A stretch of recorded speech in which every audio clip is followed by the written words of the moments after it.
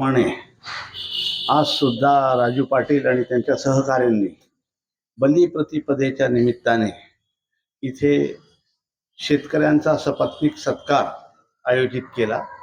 या कार्यक्रमासाठी उपस्थित असलेले तरुण नेतृत्व पाचोऱ्यातलं उभरतं सनी वाघ, डॉक्टर गवांदे, गोसे हायस्कूलचे हेडमास्टर NR ठाकरे, माझे वर्गमित्र SK अण्णा, विलास पाटील सर आणि इतर सर्व मान्यवर, दरवर्षी मला इथे बोलावं लागतं। प्रश्न असा येतो की दरवर्षी बोलण्यामुळे मला सुद्धा या दिवसाच्या दिवशी मला माहिती नव्हतं आज कार्यक्रम आहे का नाही, पण फोन आल्यानंतर वाटलं की बोलावं लागेल। काय बोलावं हा मोठा प्रश्न होता। साधारणतः जी परंपरा चालत आलेली आहे त्याची री ओढायची तसं माझ्याकडनं होत नाही, कारण पुस्तक वाचतो, अनेक पुस्तकं वाचतो, त्याचे संदर्भ ट्रेस करतो आणि त्याच्यानंतर निष्कर्षापर्यंत पोहोचतो आणि त्याच्यानंतर मत बनलं की त्या लोकांच्या समोर मांडावं, अशी एक साधारणतः माझ्यापुरती मर्यादित पद्धत आहे। जिजाऊ वंदना म्हटली सरांनी, त्या जिजाऊ वंदनेमध्ये एक ओळ होती, जसा संविभागी बळी पूर्व काळी। आता हा जो संविभागी शब्द आहे हा शब्द महत्वाचा आहे, याचा रेफरन्स येईल पुढे। मग जसा संविभागी बळी पूर्व काळी हे बळीचं विशेषण आहे की तो संविभागी आहे। दिवाळीच्या दिवसानंतर म्हणजे गाई गोऱ्याची बारस, धनतेरस, नरक चतुर्दशी, दिवाळी आणि मग पाडवा, हा आनंदाचा सण साजरा करत करत आपण दिवाळीला जेव्हा येतो, दिवाळी जी आपण साजरी करतो, ही अमावस्या दिवशी, ही अमावस्या कोणती? ही निवृत्तीची अमावस्या आहे। हा कोणता अश्विन महिना आहे का कोणता महिना आहे? त्या या अमावस्येला एक घटना घडली या देशामध्ये 2500 वर्षापूर्वी, ज्याने सर्वप्रथम इथल्या व्यवस्थेला आव्हान दिलं। त्या वर्धमान महावीर नावाच्या माणसाचा त्या दिवशी मृत्यू झाला, महापरिनिर्वाण झालं। वास्तविक पाहता या देशामधल्या एकूणच धार्मिक आणि सामाजिक संघर्षामध्ये आणि संस्कृतीमध्ये जी महत्वाची गोष्ट आहे, जो महत्वाचा टप्पा आहे पहिला, तो वर्धमान महावीर आहे। आणि वर्धमान महावीराने त्याच व्यवस्थेला चॅलेंज केलं आणि जगातला पहिला संघटित धर्म स्थापन केला। आज ज्या पद्धतीने आपण हिंदू आणि सनातन आणि वगैरे वगैरे हे जे सगळे शब्द वापरतो, याला त्या व्यवस्थेला पहिल्यांदा आव्हान देऊन पहिल्यांदा इथल्या वैदिक व्यवस्थेला पर्याय जैन धर्म, जगातला पहिला संघटित धर्म। संघटित धर्म म्हणजे कसा की ज्याला एक प्रोफेट असतो, म्हणजे एक प्रेषित असतो, एक दूत असतो, एक संस्थापक असतो आणि त्याला एक पुस्तक असतं। महावीर आणि आगम हे संघटन त्याच्यातून निर्माण झालं। त्या महावीराच्या मरणाचा दिवस या व्यवस्थेने सेलिब्रेट करायला लावला दिवे आणि रोषणाईने, ज्याने आपल्याला त्या सगळ्यातून बाहेर काढायचा पहिला प्रयत्न केला। तर जी व्यवस्था ज्याच्याबद्दल बोलायचं आहे त्याच्यामध्ये पहिल्या दिवशी सांगतो, आणि हा तो दिवाळीचा सण ज्यांचा जैन धर्म आहे ते लोक सुद्धा साजरे करतात, याच्यापेक्षा वाईट गोष्ट कोणती नाही। त्यांना हे माहितीच नाही की या दिवशी महावीराचं महापरिनिर्वाण झालेलं आहे वा। आणि त्याच्यानंतर दिवाळीच्या दुसऱ्या दिवशी पाडवा येतो, फटाके फोडतो, आतिषबाजी करतो, दिवे लावतो, रोषणाई करतो, गोडधोड खातो, लेकी माहेरी येतात। ह्या सगळ्या गोष्टी ही घडत असताना त्याच्यानंतर दिवाळीच्या दुसऱ्याच दिवशी पाडवा आणि पाडव्यानंतर येते भाऊबीज, आणि भाऊबीजेच्या दिवशी माहेरी आलेली मुलगी आपल्या भावाला ओवाळते आणि इडापिडा टळू दे आणि बळीचं राज्य येऊ दे असं जेव्हा भावाला म्हणते, म्हणजे भावाला मागते, ती त्याला साडी चोळी नाही मागत, ही तर फॅशन आली की तिला साडी चोळी घ्या, तिला कपडे घ्या, ती ओवाळताना म्हणते इडापिडा टळू दे आणि बळीचं राज्य येऊ दे। या बळीच्या राज्याची मागणी 2-2.5-3 वर्षापासून या देशातली बहीण भावाकडे मागते, परंतु 2-2.5 वर्षामध्ये या देशातल्या भावांनी बळीचं राज्य पुन्हा यावं याच्यासाठी प्रयत्न केलेला नाही। उलट ज्यांचं राज्य आहे ती गुलामगिरी स्वीकारून त्याच्यात आनंद मानणारे सगळे भाऊ, आपण सगळेजण, मी सुद्धा त्याला अपवाद नाही, पण हा प्रयत्न करत नाही। मग ज्या वेळेला जसा संविभागी बळीपूर्व काळी असं ज्या वेळेला त्या जिजाऊ वंदनेमध्ये ती ओळ घातलेली आहे, तर ज्याला संविभागी म्हणजे त्याच्या राज्यामध्ये त्याचं जे उत्पन्न आहे ते उत्पन्न त्याच्या जनतेमध्ये, त्याच्या नागरिकांमध्ये समप्रमाणात वाटून देणारा, कोणावरही अन्याय न करणारा, असं सोशलिस्ट विचारसरणीचं ज्याचं राज्य आहे, त्या राजाची इथे दिवाळीच्या 2 दिवसांनंतर प्रत्येक घरातली बहीण आठवण काढते। इतकं त्या बळीराजाचं महात्म्य आहे। मला साधारणतः 68 पासून 70 सालापासून पेपर वाचायची सवय लागली. फ्रंटलाईन सुद्धा म्हणजे पहिलं पेज वाचायचो. त्यावेळेला सुद्धा अनेक संकट यायचे, अतिवृष्टी व्हायची, दुष्काळ पडायचा. 72चा दुष्काळ मला समजत जरी नसलं तरी मला त्याची कल्पना होत आहे. पण पेपरमध्ये हा शब्द कधीच आला नाही की बळीराजा संकटात. मग हा बळीराजा शब्द शेतकऱ्यांसाठी आला कुठून याचा सुद्धा शोध घ्यावा लागतो, की बळीराजा संकटात किंवा बळीराजा खुश वगैरे वगैरे अशा बातम्या पावसाळ्यात येतात, अतिवृष्टी झाल्यानंतर येतात. हा जो बळीराजा हे विशेषण जे आहे ना, हे एक फेक नेरेटिव्ह पसरवण्याचा त्या माध्यमांचा प्रयत्न आहे, जे माध्यम एका विशिष्ट वर्गाच्या हातात आहे. बळीराजा ज्याला संविभागी म्हटलं म्हणजे जो राज्यकर्ता असा आहे की जो त्याच्या प्रजेवर अन्याय करत नाही, प्रत्येकाला त्याचा वाटा, त्याचा हिस्सा समप्रमाणात मिळवून देतो, असा राजा.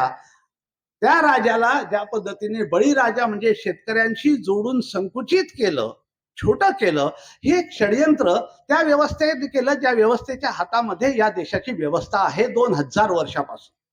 आणि प्रश्न असा येतो की बळीची स्टोरी सगळ्यांना तुम्हाला माहिती आहे. बळी चांगला राजा होता आणि मग त्याच्याकडे तो वामन गेला आणि वामनाने त्याला दान मागितलं आणि त्याने दिलं 1 पाऊल, 2 पाऊल, 3 पाऊल. अशा पद्धतीच्या 3 पावलांची कथा अनेक वर्षापासून आपण सगळे ऐकत आलो. पण ही बळीची जी मिथ आहे, ही जी स्टोरी आहे, या स्टोरीला वाचा फोडली महात्मा ज्योतिबा फुले यांनी. आणि त्यांनी सांगितलं की हे कसं शक्य आहे, की तो वामन बळीराजाच्या दाराशी उभा राहिला आणि त्याने सांगितलं की मला काहीतरी दे. मग बळीने सांगितलं माग, तुला काय मागायचंय, कारण बळीदानशूर होता असं त्याचं वर्णन ब्राह्मणांनीच करून ठेवलेलं. मग त्याने सांगितलं मला बाकी काही नको, 3 पावलं जागा दे. फक्त 3 पावलं जागा मागितली. मग बळीने सांगितलं दिली, ठेव म्हणे तू पाऊल. मग कथेमध्ये असं आहे की वामनाने पहिलं पाऊल ठेवलं तर संपूर्ण पृथ्वी व्यापली. दुसरं पाऊल ठेवलं तर संपूर्ण स्वर्ग व्यापला. आता पहिलं पाऊल पृथ्वीवर आणि स्वर्ग कुठे असतो, वरती असतो. आपल्याला सगळ्यांना माहिती आहे स्वर्ग तो स्वर्गात गेला बा, तर स्वर्गावर.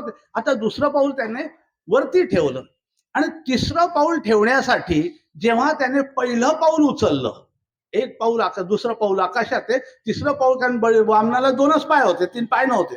तिसरं पाऊल उचलण्यासाठी पहिलं पाऊल जेव्हा उचललं तर महात्मा फुले असं म्हणतात, मग त्यावेळेला तो धडामकन आदळला का बरं नाही, कारण वरती तर त्याला काही आधार नाही, कारण हे पाऊल उचलून घेतल्यानंतर. मग अशा पद्धतीने त्या सगळ्या मिथकते जी बळीची स्टोरी आहे त्याचा पोलखोल केली महात्मा फुलेंनी. आणि महात्मा फुलेंनी बळीचं प्रतीक घेऊन या बहुजनांना जाग करण्याचा प्रयत्न केला की हे जे आहे हे व्यवस्थेचं क्लॅश ऑफ कल्चर आहे.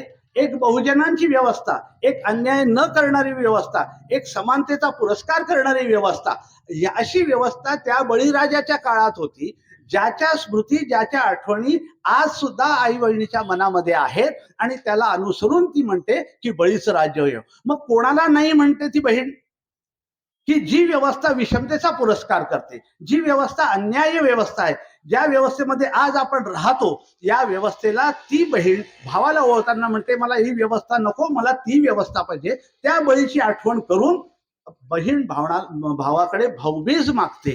त्यामुळे ज्या वेळेला बळीचा कार्यक्रम होतो, आता हे 5वं वर्ष असेल साधारणतः, मीच बोलतो आणि मागच्या वर्षी बोललेला विषय या वर्षी बोलला जाऊ नये अशा पद्धतीची दक्षता पण घेतो. त्यामुळे हा विषय आहे क्लॅश ऑफ कल्चर, संस्कृतीच्या संघर्षाचा विषय आहे. मग संस्कृतीच्या संघर्षाचा विषय जर असेल तर मग कोणत्या संस्कृतीशी संघर्ष आहे, तर बहुजनांच्या संस्कृतीचा अभिजनांच्या संस्कृतीशी संघर्ष आहे. आपण स्वतःला बहुजन म्हणून घेतो, पण अनुकरण, अनुनय आणि गुलामगिरी अभिजनांची संस्कृतीचं करतो आणि तरी सुद्धा बहुजन म्हणून मिरवतो. ही आपली शोकांतिका आहे, शिकलेल्या सवरलेल्या लोकांची शोकांतिका. आता आजकाल अडाणी कोणी राहिलं नाही. 7वी 10वी शिकलेला जरी असेल तरी तो स्मार्टफोन वापरतो आणि अख्खं जग खिशात घेऊन फिरतो. त्यामुळे आज कोणाला अडाणी म्हणण्याची परिस्थिती नाही. पण ज्या वेळेला आपलं स्वतःचं अस्तित्व, ज्याला म्हणतात एक्झिस्टिंग, आपलं स्वतःचं अस्तित्व काय आहे हे जोपर्यंत आपल्याला समजत नाही, तोपर्यंत आपण बंड किंवा विद्रोह किंवा विरोध करायला तयार होत नाही.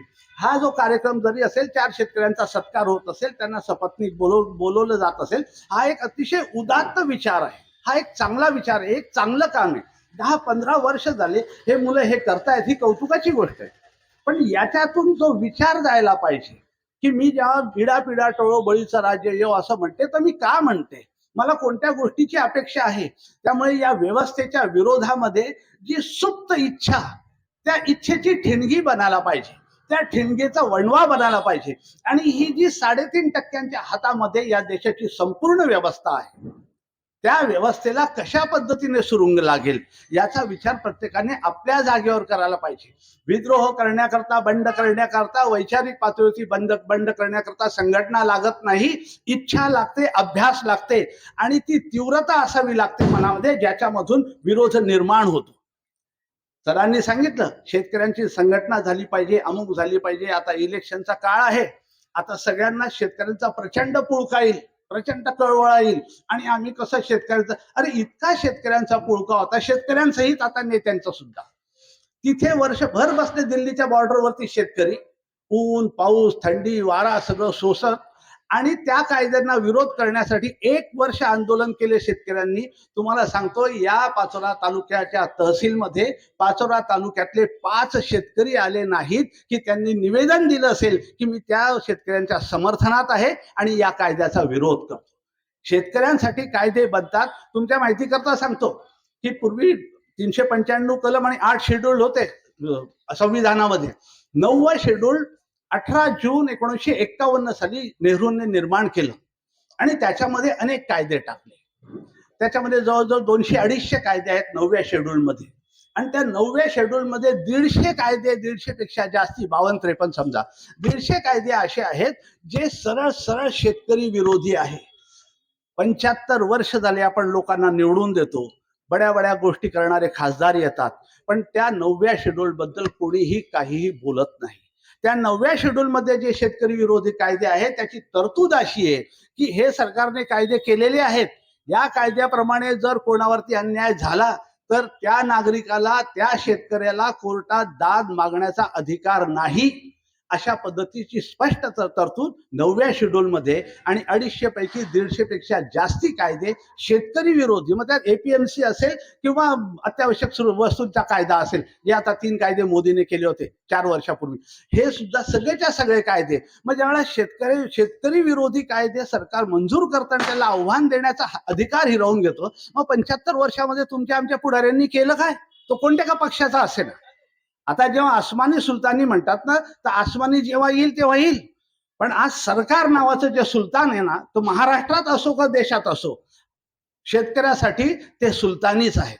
ते सुलतान आहे, ते त्यांचं सरकार होऊ शकत नाही जे शेती प्रधान देश आहे असं म्हटलं जातं. सरांनी पण विषय काढला, बरोबर आहे. भारत हा शेती प्रधान देश आहे, पण शेतकरी प्रधान नाही. त्यामुळे शेतकरी प्रधान प्रायोरिटीवरती जर सरकारच्या शेतकरी नाही, तर शेतकऱ्यांवरती ही वेळ येणं अटळ आहे.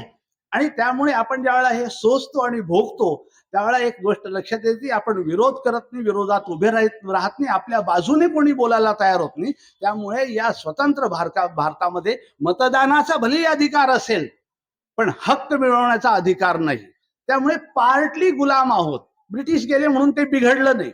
त्यांच्या काळात तरी थोडीशी काहीतरी ऐकून घेणे, आता तर ऐकून पण घेण्याची परिस्थिती नाही. तो जरांगे बसतो तर बायकांसह पोरांसहित झोडपून काढतं आणि नंतर कोणीच अधिकारी सस्पेंड पण होत नाही. अशा पद्धतीची राजवट आहे. हे आपण सहन करतो कारण बंड आपल्यामधून निघून गेलेलं आहे, विद्रोह संपलाय, विरोध संपलाय. शेजाऱ्याशी भांडायला आपल्याला जोर असतो, मारामारी करायला जोर असतो, पण सरकारच्या विरोधात उभा राहायच्या वेळेला 3 ठिकाणी आपली मन धास्तावतं. अशी परिस्थिती आपली सगळ्यांची झाली, त्या व्यवस्थेने या 3.5% व्यवस्था या सगळ्या मानसिकतेला कारणीभूत आहे. आज बळीराजाची आठवण करत असताना आणि तुमच्या समोर बोलत असताना मला जे बळीराजाच्या संदर्भात आणि व्यवस्थेच्या संदर्भात समजलं, मला असं वाटलं ते तुमच्याशी बोलावं. आयोजकांनी मला बोलण्याची जी संधी दिली त्याच्याबद्दल त्यांचे आभार मानतो. आणि अतिशय उत्कृष्ट कार्यक्रम झाला, याच्यात खंड पडू नये. मी नसेल तर दुसरा कोणीतरी असेल. विलास पाटील अतिशय अभ्यासपूर्ण बोलतात, पण त्यांना वाटलं की माझ्यानंतर सुनील शिंदे बोलणार, ते आपण किती बोलावं आणि काय बोलावं हे सगळं ते बोलू शकले असते, पण त्यांनी माझा रिस्पेक्ट ठेवला आणि तो टाळला. एवढं बोलतो आणि थांबतो. धन्यवाद.